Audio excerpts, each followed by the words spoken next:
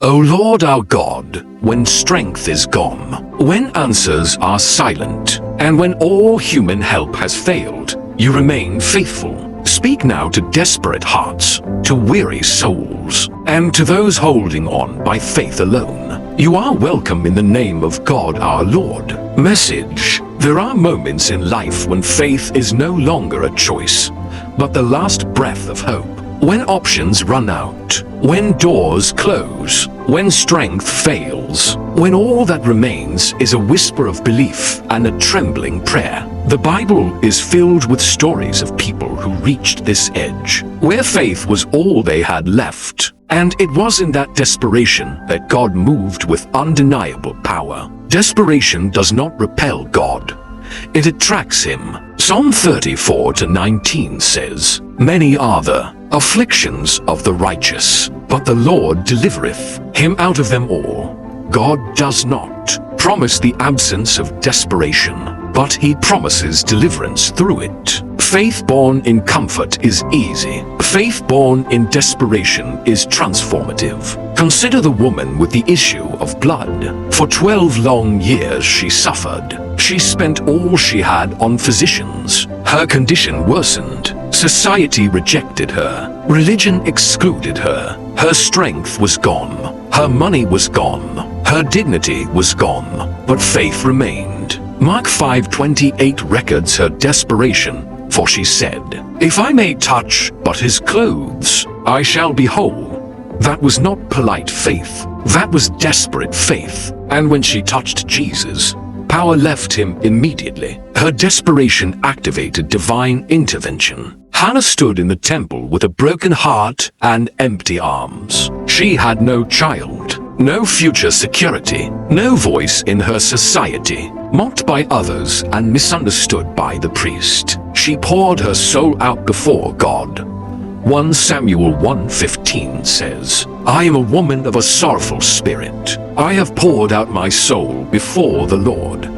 Hannah had nothing left but faith, and God responded with Samuel, a prophet who would shape Israel's destiny. Desperation birthed destiny. Blind Bartimaeus sat by the roadside, unseen and ignored. When he heard Jesus was passing by, he cried out. People tried to silence him, but desperation made him louder. Mark 10:48 says, "But he cried the more a great deal."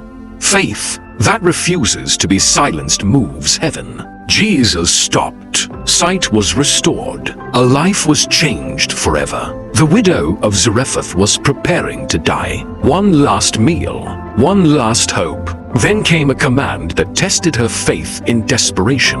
1 Kings 17:13-14 records God's promise. "The barrel of meal shall not waste, neither shall the cruse of oil fail."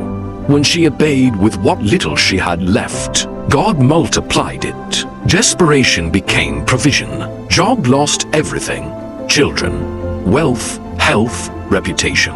He sat in ashes, scraping sores, misunderstood and accused. Yet he declared in Job 13:15, "Though he slay me, yet will I trust in him."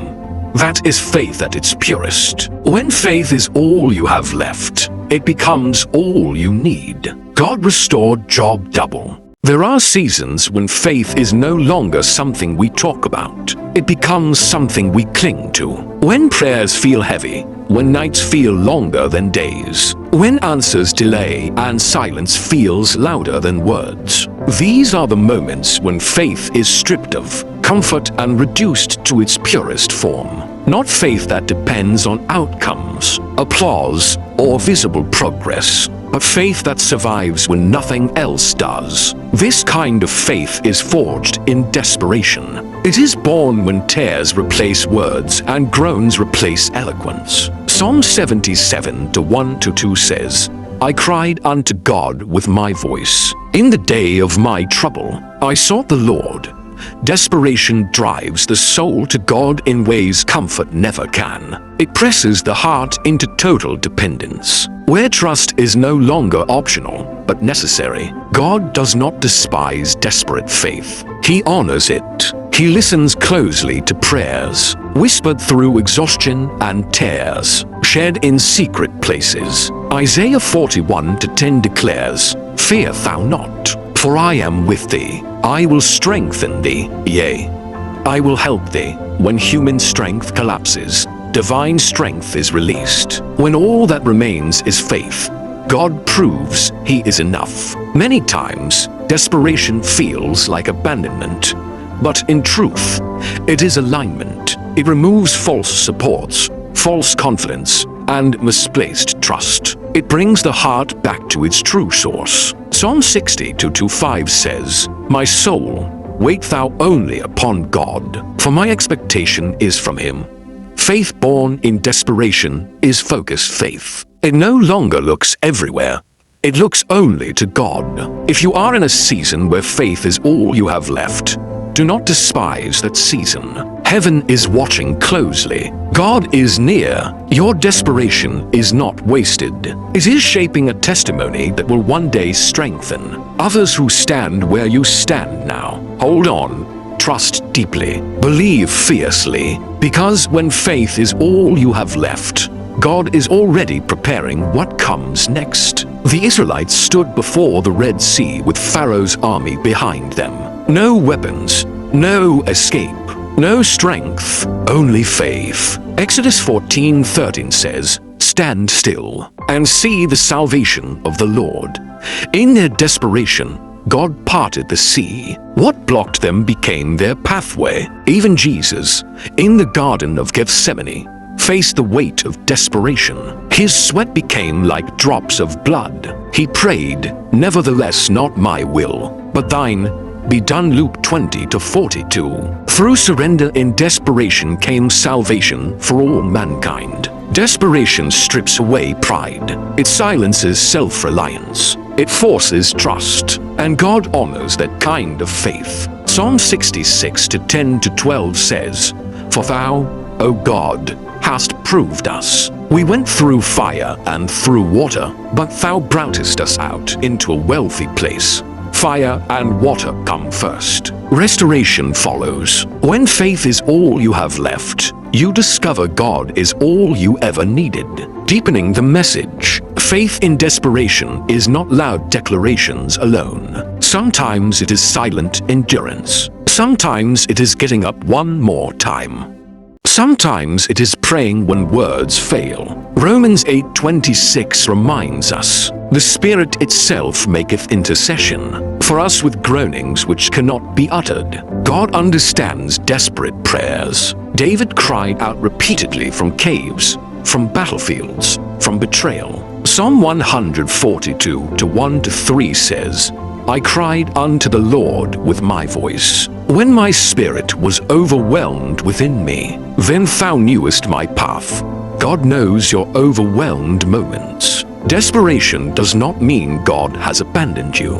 Often it means He is positioning you for revelation. Lazarus lay in the tomb for days. Hope was gone. Faith seemed pointless. Yet Jesus declared in John 11:40, "Said I not unto thee, that, if thou wouldest believe, thou shouldest see the glory of God?" Desperation became the stage for resurrection. When faith is all you have left, heaven is paying attention.